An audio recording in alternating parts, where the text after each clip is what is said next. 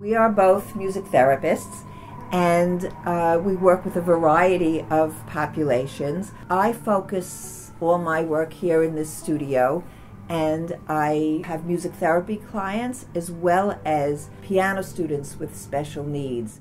Timbre often figures in the sense that the kids who come often love dogs. I think patting him before the lesson or the session is relaxing.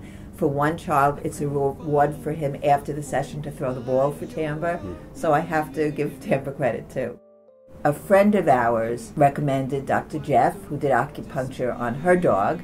We called Dr. Jeff. He started to come, and the results have been incredible.